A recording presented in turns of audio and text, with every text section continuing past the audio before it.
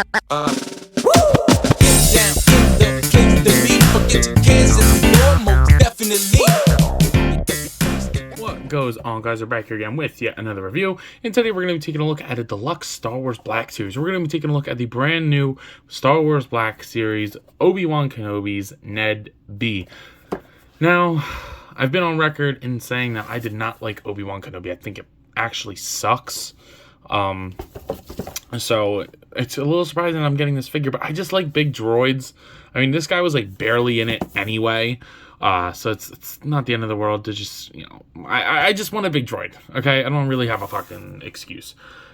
But here's a little read up on the back if you're looking for him. And here is the barcode if you're looking for him as well. I found mine at Target. I actually didn't know that these were hitting quite yet. I just kind of was walking, saw him on the peg and was like, huh. Yeah, I guess I'll grab them. I won a $25 gift card from work to Target, so I was like, you know, I'll pay $5 for this thing, essentially. So, without further ado, let's go ahead and pop this big bad boy open. So, getting NED-B out of the packaging, he's a really nice-looking figure. I really like the way that he turned out. He's a little bit bigger than I thought he was going to be, which is always nice. You know, everybody likes a big dude, right? But I really do like the way that he turned out. I think he looks cool. I really like the color scheme on this guy. I mean, obviously in the show, it's a very dark show. I don't know why Star Wars these days, everything's super dark and gritty, but he's probably a little bit darker in the show. He's probably closer to like a construction yellow, like kind of like a bus rather than like a bright yellow, but I actually like this better. It adds more color to the shelf. In the Star Wars shelf because it needs a little bit more color. So I really like the way that this looks. And I do like the construction color tones, like with the gunmetal gray plastic combined with the yellow. I really do like that. And then the blue highlights. I think it's a really good color scheme. I just, you know, I don't know how accurate it is, so to speak. Personally, I like it, but I can understand if you're a stickler for accuracy, you could see that as a problem. So it is what it is. But I really do like the way that he turned out. There is a little bit of assembly required. So one of the quote-unquote accessories in the package is this backpack that does plug into his back. And then he has these two wires, as you can see me struggling to try to get it on, that they plug in there. And then this is meant to stay on his back. So I like that. I like that there's a couple different connection pieces. It looks really good with the blue paint on there. I like when Hasbro paints the back of their figures. You get a lot of silver paint all around there. Nice silver dry brushing to emulate like weird plastic or like weird metal paint. Looks nice. You got his little design, which I don't know what that says. But taking a look at the head sculpt here, I like his little head. He's got like it's like a helmet. Like that's what it looks like to me. So I really like that. The gunmetal paint on that is freaking great looking. I love it. You got his nice little beady eyes. He's got a big fat neck. He's got these two things on the back of his head. Dude, looks like a hard hat. Like literally looks like a hard hat. The arms look great. I do like the way that they turned out. The wear and tear on him just looks awesome. Oh, I didn't know that moved. Holy shit. That's awesome. All right, well, we'll get to that in a second. But the vents on the side look good. You get down to his arm. I like the big, like, angular nature of him. Like, you know, he's very, like, clunky, and I like that. I think he looks cool. I like that he kind of looks like Bumblebee, like, on certain angles. Like, this could be a cool custom Bumblebee if you paint this yellow. I don't know. Not a big Transformers guy. I do like the hands on him. He's only got 3 fingies, so he's rocking the thing hands, but works for me. I like that. You do get all this sculpted detail inside the joints. So the hips and the inside of like the torso are all sculpted with, you know, various wires and rivets and things like that. And I like that. He's got a lot of wear on his butt, man. What the hell? But the front of there's not a lot of wear on the back of the legs, but on the front of them there is a decent amount on the shins and the tops of the thighs. The bicep has a little bit on there. This side is blue. So I do like that as well. It's the same thing on the other side, you know, a little bit different sculpt, these extra pieces here. And then he's got more of a grippy hand on that side. So I like that, you know.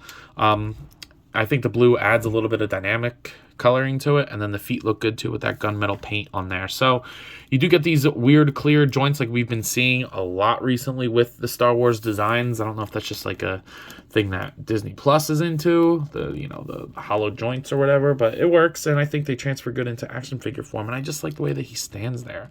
I kind of wish we got 2 hands like this, just because I like the way that looks, like kind of have a menacing, like look at that, like get the right angle on there, like, ooh, that's fucking scary. But He doesn't come with much, but he does come with 2 cool-ass accessories. So let's go ahead and take a look at those.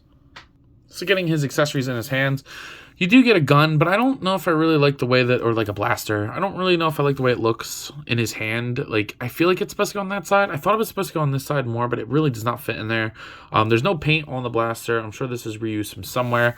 It doesn't look terrible. It could be better. But the accessory that I like way more is this awesome ass Mjolnir-like hammer, dude. It looks sick. There's a lot of cool sculpted detail in there. The brown paint is nice. I like the sculpt of the mallet part, like what's worn and shit. And I like the way he holds it. It's like kind of slanted down. Like, he looks like a badass here, dude. Like, look at that.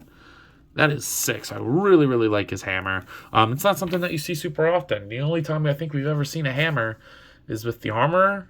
I don't know. Let me know. But I do like the way that looks. And I think they're really cool accessories for him. And again, the backpack does technically come off if you want it off, but it'll be perpetually staying on mine for the rest of this figure's existence.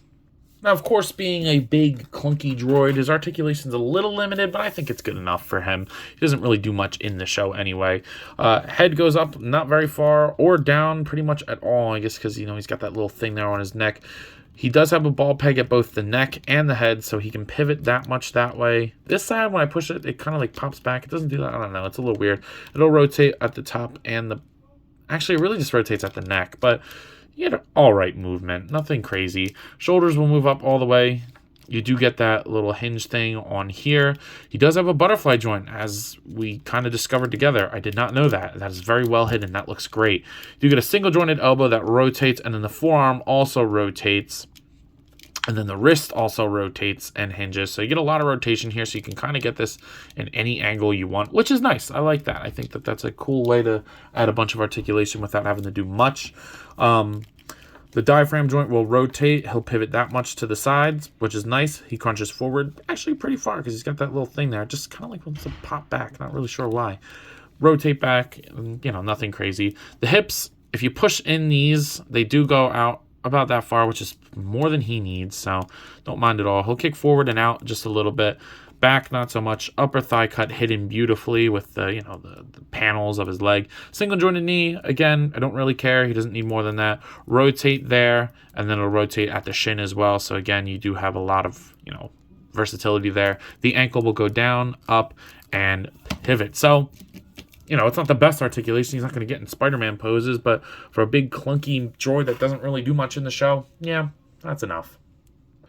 In terms of scaling in size, here he is next to the McFarlane Toys DC Multiverse Batman and the NECA Kong. So obviously he's still shorter than them. He's not a huge-ass robot, but he doesn't need to be a huge-ass robot. So that looks all right with them.